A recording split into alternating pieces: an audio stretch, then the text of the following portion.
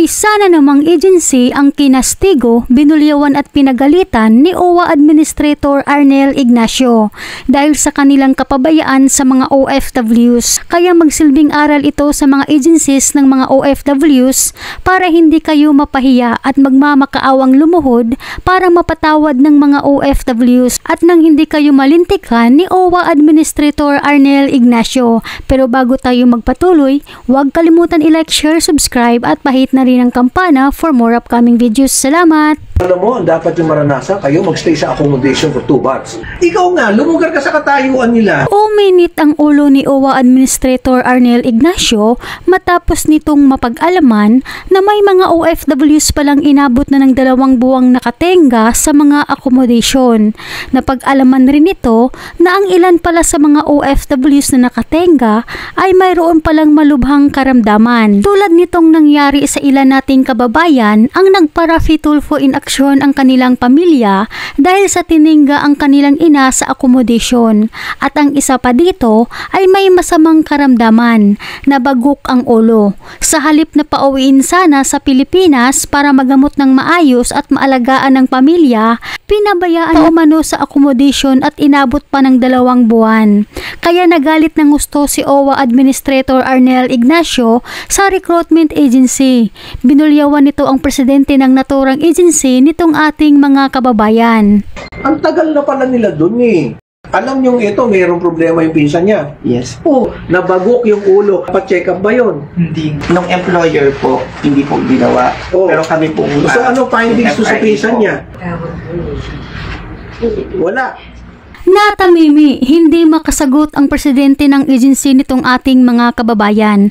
Kaya lalong nag-init ang dugo ni OWA Administrator Arnel Ignacio dahil sa walang nasagot ang agency sa tanong nito kung ano ang findings ng isang OFW na nabagok ang ulo. Napaghahalataan tuloy ang agency na tila wala nang pakialam sa kanilang mga empleyado na dineploy sa iba't ibang bansa. Matapos pagkapirahan, pinabayaan na. Kaya nasabi nito na hindi kwalipikadong magpatakbo ng agency itong mga taong ito dahil sa hindi makataong pagtrato nito sa nilang mga empleyado. Hindi kayo qualified to run an agency which deals with people. Hindi kayo qualified. Ako hindi ako madrama, hindi ako talagang madrama, hindi ako emotional eh. Tinitingnan ko yung mga facts of this case. Para kayong mga wala lang kayong pakialam. Dahil dito, natakot ang presidente ng agency sa sinabi ni Admin Arnel Ignacio. Kaya nagmamakaawa ito sa mga OFWs na willing siyang lumuhod mapatawad lang ng ating mga kababayan. Inamin rin ito ang kanilang pagkakamali sa pagpapabaya sa mga OFWs. Kaya sa lahat ng mga Philippine recruitment agencies, maging aral po ito sa inyo para hindi kayo mapahiya at nang hindi kayo magmamakaawang lumuhod para lang mapatawad. Willing po ako lumuhod para lang po matanggap nyo po yung sorry ko sa inyo. Willing ngayon na kasi nabulyawan ko kayo. May kunayban po o na ayaw pa uwiin yung worker, tinitingga ng matagal. May pagkalalagyan po kayo. Narinig nyo naman sinabi niya, malilintikan daw kayo sa kanya. Mga workers naman, sa tingin ninyo na kayo po ay hindi po nabibigyan ng pagkakataon, i-report nyo po sa OWA hotline dahil tutugunan po yan nila mga ganyan mga problema.